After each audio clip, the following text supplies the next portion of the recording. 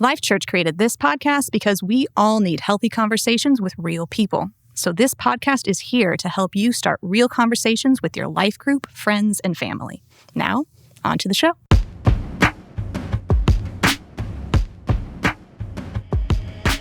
Welcome to the You've Heard It Said podcast. This is Allie. And this is Jason. And we actually have Audra joining us today. Hey, Audra. Hey, friends.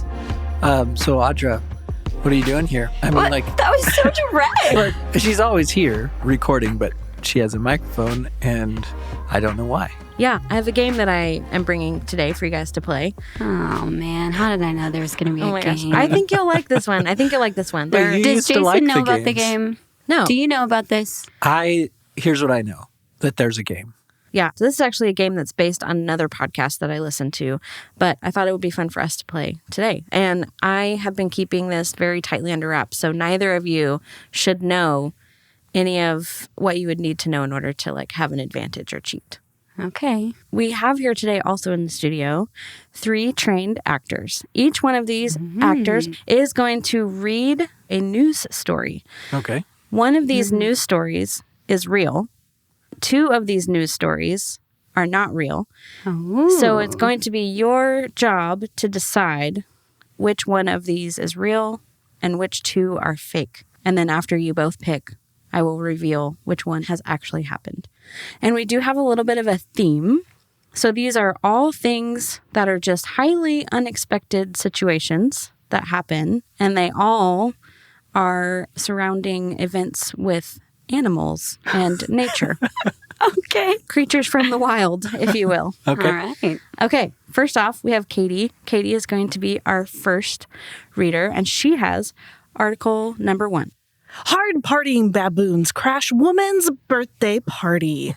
Helping themselves to shots of hard liquor, a freshly cooked brunch spread, and several bags of chips, a pair of bold baboons broke into a woman's rental home in South Africa and nearly destroyed her birthday breakfast celebration. Baboons, they just came into our house, ate our avocados we were making for breakfast, Esathu Zoe Williams exclaimed. She then shared footage of the hairy intruders monkeying around in her kitchen. What? All right, so next we have Tony. Tony is going to read article number 2. This just in. Caffeine-addled parrots tear windshield wipers from New Zealand Prime Minister's motorcade. It was supposed to be a quiet visit to the coastal town of New Plymouth. Unfortunately, things took a strange turn when a flock of geese, an alpine parrot native to New Zealand, swarmed Prime Minister Jacinda Ardern's parked motorcade and started tearing the rubber from the vehicle's windshield wipers. The flock had previously been spotted at a popular outdoor shopping area, drinking from the coffee cups left on tables near a local cafe. It's a repeat thing. Wait, but they read the first sentence again? Can he do that? The headline? Yeah. Okay. Caffeine-addled parrots tear windshield wipers from New Zealand Prime Minister's motorcade. There's a vocabulary word in there that I don't know what it means. Addled? Oh, well. What does that mean? Yeah, they were full of caffeine. Okay, that's what I assumed. But, Yeah. Okay. All right. That is article number 2. Article number 3 is going to be read by Jamie. Escaped raccoons infiltrate 13-year-old boy's bar mitzvah, steal cake. 13-year-old Joseph Abrams enjoyed his bar mitzvah. He just wishes he'd eaten a slice of cake before the raccoons arrived. Following an escape from animal control, 12 raccoons took refuge in an Evanston event space, where Abrams' family and friends had gathered to celebrate. While the raccoons kept to themselves initially, they grew bolder as the party continued, before eventually commandeering the stage and making off with Abrams' cake. A lot of emotion in that story. It's good. Yeah. Man. All right. Like thinking about raccoons like stealing something is fun because they have that little bandana around their eyes. Yes. All right. Of those 3 articles, hard partying baboons, caffeine-addled parrots, and escaped raccoons, which one do you guys think is the correct one? feel like animal-wise, I am not surprised that baboons would do something crazy or that raccoons would do something crazy. I'm a little surprised by the parrots. I'm like thinking, okay, the baboons one, why were they having chips for breakfast? Mm. And then like avocados, like maybe that's not part of a South African birthday breakfast. I'm going to say that one is not true. Is not true. Okay, I think I agree with you. I think that we're supposed to be fooled. Like one of them seems like it's most likely to be real, but it won't be. I feel like the one that seems most likely to be real is the raccoon one. Yeah, I agree. But do you think it really is? Well, I thought so until you started second guessing it. Also, it was in Evanston. Yes, Like I've never Evanston heard- where? I don't know. And then the other one had a prime minister's name in it. And I was Oh, like, that's do I true. know I this don't- prime minister or the real person? I've I never couldn't- heard it before, but I couldn't tell you, honestly, if I knew. Yeah. Yes. And then caffeine-addled parrots. I feel like that vocabulary word might not be in a real headline. That is true. They do teach us in journalism school not to use fancy words in the headline. I could go with the raccoon one and trust our game host. Okay, let's she's not trying to go with fool that us. one. Let's go with that. Okay. The raccoons. The raccoon. are true. Okay. Well, to reveal the answer, I will read an additional quote from the True news article. What? We had mistakenly left the door open while making breakfast when two baboons entered. They ate eggs, avocado, and bread before proceeding avocado to toast. pop the snacks. They were having avocado toast. You were This was like a right. hipster birthday party. So, why did you bring us this game, Audra? So one of the reasons why I wanted to bring this game is just because I think it's fun. But then the other reason is because the episode that we're doing today is all about unmet expectations. So basically when things don't go your way. And sometimes things don't go your way because you have some animals that crash your brunch party. And sometimes things, happen like you step in, dog poop on your way to work or something like that. But other times it can be more serious and it can feel a lot heavier than that. So I'm talking about things like maybe you had a family member pass away or you applied for a job you really wanted and you didn't get it. And that can bring up a lot of questions about God. I know that has personally in my life brought up questions about, like, is he paying attention? Does he care? Like, why would he let this happen to me? And so since we've been talking about spiritual disciplines for this whole season, I feel like sometimes we can do everything we feel like we're supposed to do. We can be getting closer to God and like doing all the right things and then still have times where we find ourselves saying, God, I feel like I'm doing everything that you've asked me to do, but this thing that I really wanted or this thing that I was really hoping wouldn't happen has now happened. Yep. So That sounds like a great question for the whole episode. Yeah. The question for today is, what do I do when I'm doing everything right and things seem like they keep going wrong? Yeah. When my expectations aren't met. Yeah, exactly. And so to help us explore this question, I got to interview my good friend Zoe.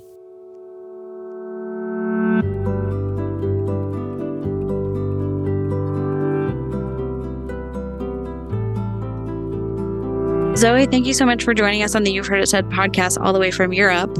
And I wanted to give you a special shout out because this is actually the second time that we are doing this recording. Today's episode is all about unmet expectations. So it's just too good that this is a repeat because the first time we had some technical issues. Yeah, I'm happy to be back. Thanks for having me. Yeah. Yeah, of course. Okay. So I just want to start things off by asking you a couple of questions about your story. And we'll go back a little ways towards the beginning and just ask you, what did your relationship with God look like as you were growing up? So I was really blessed to be born into a Christian family. So I got to see my parents modeling spiritual practices and encouraging myself and my sisters to also engage in those practices. We went to church every week. We read the Bible together. We prayed. We were encouraged to memorize scripture. And I think for me, as I was growing up, my spiritual journey is still about learning to trust God, both the road that he has me on currently and the way that he made me. And some of the things that have really helped with that are memorizing a scripture and meditating on the scripture, and then prayer journaling as well. So that really helps me think it through, and also to see just the good things that God has done for me in my life. When you were younger, what were your expectations for your life, and what did you hope that it would look like? All right. I really had two main things that I wanted. The first one is I wanted to travel, and I wanted to get married. So I think from a very young age, one of the first memories that I have is of friends and family members coming home from their work overseas and sharing stories with us about the things they got to do and the ways that their teams were able to impact communities and the places they got to live. And I would think, oh my gosh, I want to do that too. I want to go to these places and make a difference in the world and things like that. And then I also expected to get married because lots of my friends are doing that too. I would see people that I was quite close to who would get married in their late teens, early 20s, or maybe right after college. And I just thought, okay, like this is what's going to happen. I'm going to get married and we're going to go overseas and hopefully make a difference in the world. How early on in your life do you feel like you knew you wanted to go overseas? Like you said, it was a very early memory, but like how old do you feel like you were? Maybe 6 or 7. Oh, wow. How old were you when you knew you wanted to get married? So when I was really young, my best friend at the time and I would pretend like he was Joseph and I was Mary, and we'd get married, and that was the whole thing. When I knew that I wanted to get married was watching my friends get married. I had a cousin that got married when I was pretty young, and I just thought, okay, like these are my friends and my family, and this is what they're doing, and so will I. And I think even though nobody told me this ever, I think that I learned this expectation that like this is what good Christian women do. So tell us, what does your life look like now? I am single, but I live in Europe and I work for an organization that does community development and education projects. I have lived on 5 different continents. Like I said, I had family members who lived overseas. And so when I was in high school, I got to spend a summer in West Africa with an aunt who lived there. And then after high school, I spent 9 months in South Asia with relatives who lived there. I picked my major in college, which was international studies, because it required only 1 math class and you had to study abroad. So I studied abroad in Chile. And then I had an opportunity a few years ago to teach in East Asia, and now I'm in Europe. And so I feel like God has done a really good job of meeting my travel expectations, you know? Yeah. So you talked about how a lot of your faith journey with God has been about learning to trust God. Can you tell me about how that has played out in your life, especially considering all of your travels, these desires that you have that maybe weren't met, some of them that really were? I've been really blessed in terms of being able to travel and learn new cultures and languages and meet really cool people, do really cool things. But then I am currently single. And so for a long time, I was pretty disappointed that like I was not married, especially because I had this expectation that that's what happens for good Christian women. And I think I would pray, and I'm like, okay, God, I'm praying that you'll give me this thing, which it seems like is part of your will for women, for being, and you're not giving it to me. So have I done something wrong? So I was just like, there's a verse also that says, if you delight yourself in the Lord, he'll give you the desires of your heart. So then I'm like, am I not happy enough with God? Am I not delighting myself in the Lord enough? Yeah. How do I make that happen? Yeah. And so I think through Bible study, through prayer journaling, through just conversations with other Christian people, it just has helped me to understand God more and trust him. I think for me, I got focused on the life that I wanted instead of the life that God has given me. And then I also have struggled with the way that God made me, like the personality that he gave me. I really wanted to be the person who was outgoing and bubbly and super optimistic and walks out the door and has 15 friends immediately. And I would think to myself, like, you know, God, if you'd given me the personality that I wanted, I would have the life that I wanted to. I feel like somehow marriage stopped being a blessing and became a requirement. And it's not biblical. Like, marriage is a blessing and is not a requirement. Wow. And That's so, really good. yeah, so then that's what I struggled with. I was like, I want marriage. And if you had given me the personality that I want, then it would be easier to find a guy to marry. Yeah. And as I started reading the Bible, as I started praying through that, as I started meditating on scripture, I stopped focusing on the life that I wanted and started thinking about the life that I have. What is God doing with me now in this actual moment that I'm really living, not the one I wish I was living? And what God is doing with me right now is pretty cool. Like 5 continents, 4 languages. I have moved to China in the space of 2 months one time because I found a job I wanted and I just went. And then I've also realized, like, because I have the personality that I do, I'm able to connect with people in ways that my bubbly, outgoing, super talkative friends don't connect with them. And that both of those connections, like my connections and my friends' connections, are all super valuable and needed. I love that you came to that conclusion, because if you talk about the expectations that you had as a child, and you kind of said, I've always been really excited and passionate about going overseas and learning about new cultures. I've also always wanted to be married. And I love that you are not letting this one desire like rob you of the joy of this other desire that you've seen fulfilled. So through all of this, your met expectations and your unmet expectations, how has your relationship with God or your perception of God been impacted? It's made me realize that God truly does have a plan. Like all these things that seem to me like mistakes, God's actually used them to accomplish his purposes. If I allow myself to think, okay, the purpose of my life is not to be attractive. You know, my purpose of my life is to glorify God and to help other people get to know God. And the personality traits that God has given me and the places that he's put me have allowed me to do that.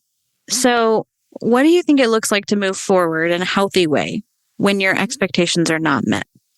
I think you need to ask yourself, or at least I did, why do you have that expectation? Because like specifically when you're talking about marriage, there's nothing in the Bible that says if you do this, you'll get married. You don't have to want it less. You don't have to be super holy. Like, it's a blessing. If you get it, great. If you don't, that's fine. And so why did you have that expectation? And then I think for me also, I had to start thinking, okay, what is my reality? And let's look at the life I'm living and how God has blessed that and how God is using me in the situation that I actually am in. Yeah. And then move forward from there. Yeah. There's like a couple of themes that I am picking up in what you're saying, which is it sounds like there is a moment when you surrender your desire. There's a moment where you trust in the plan and the place that God has put you. And then there is also just a gratitude that you have for where you're at. Do those words, surrender, trust, and gratitude, feel like true to what you've experienced? And if so, like, how have you seen those in your life?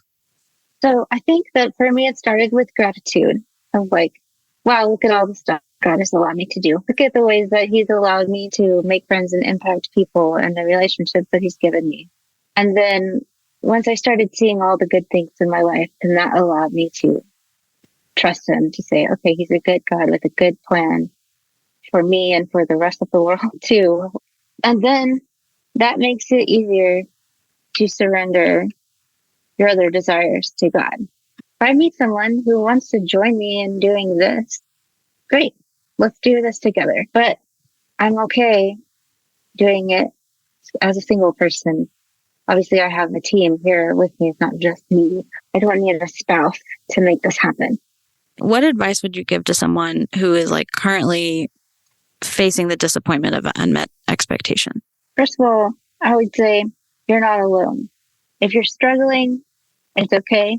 Yeah. But also, I would say focus on the life you have. Follow God on the path that he's leading you down.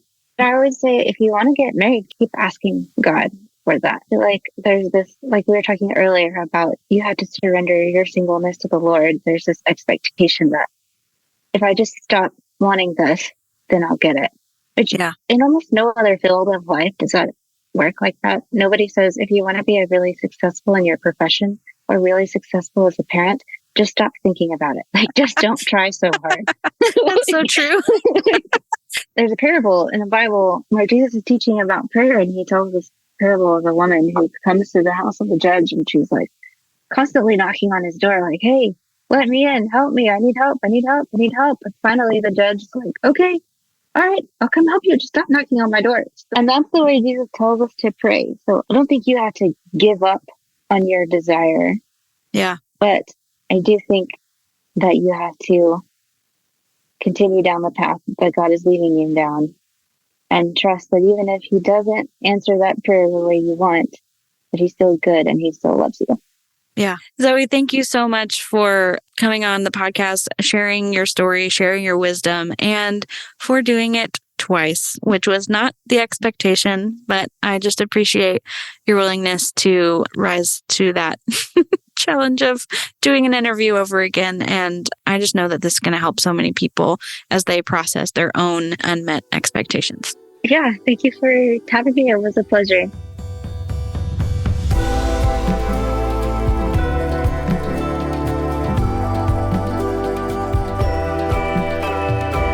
So, we're in the final episode of our season on spiritual practices. And I just want to say a few words that I hear coming up as themes in this episode: gratitude, trust, and surrender. And these words, they seem to me like they describe like a really good, a really healthy relationship. Yeah. Maybe think about your relationships where you feel gratitude, trust, and surrender. Those are the best ones. I like this idea that spiritual practices lead us to a more whole awareness, a greater understanding of our relationship to God and what it's really like. Yeah, I like that. And I think all season we've been talking about how these practices help us grow. And I like how today's conversation shows us how unmet expectations can actually do the same thing. Yeah. So John Mark Comer has talked about this idea of active versus passive spirituality. And I think it's really interesting because he talks about how active spirituality is like when you're taking the initiative to grow your faith, like applying some of these spiritual practices we're talking about, like going to church, reading the Bible, praying, like doing these things that help you grow closer to God. Yeah, and I would add giving and serving and being in the life group.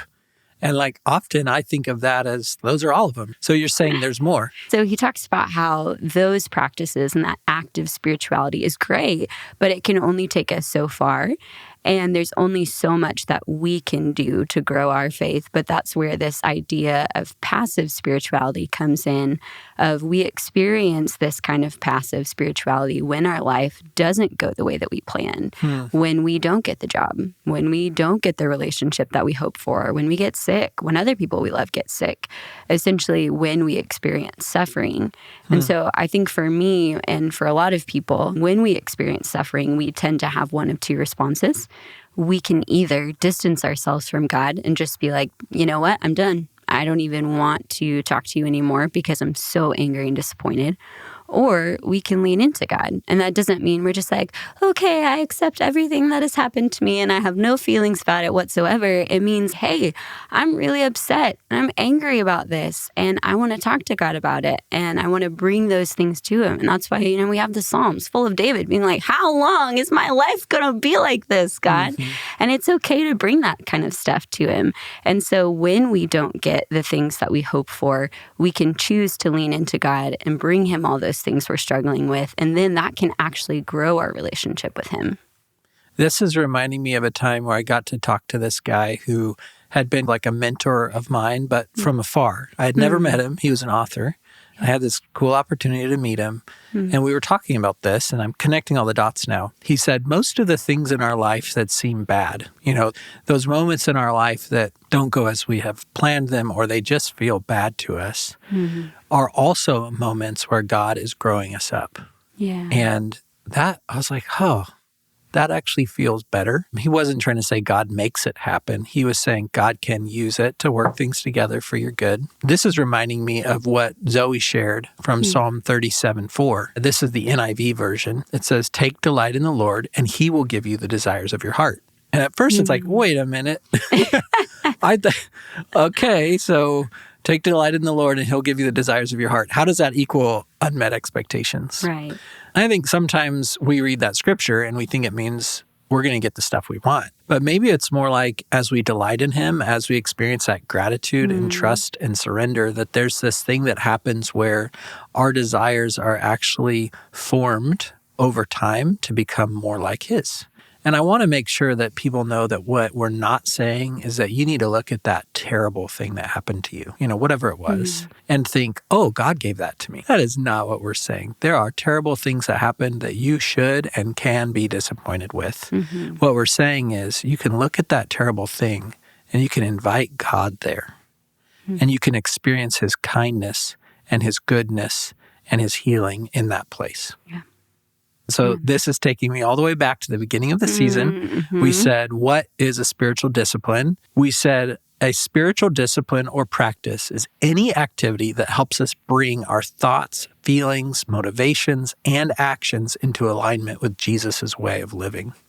And so spiritual practices are a way that my life, my hopes, even my imagination and disappointments can be formed and shaped to look more like him. And so as I delight in him, find that gratitude in him, my desires start to look like his. That's really good perspective. And I think it's good to remember that doesn't mean it's not hard or that it happens overnight, kind of like what everybody's been talking about. Like these are things that we do and experience over a lifetime. And so I think these unmet expectations are a way for us to grow our trust in God, like Zoe said. And so this week you can practice that. So just as you spend time with your life group, your friends, or your family, talk about these questions and just be honest about them. What area or areas of my life are not currently meeting my expectations? And how can I take these to God with gratitude, trust, and surrender?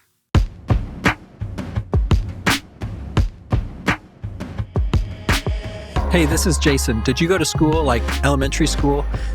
Did you ever get a gold star for something, or did you end up on the good chart? There is a way that you can put us on the good chart. Leave a review in iTunes. Thank you so much, and have a great week.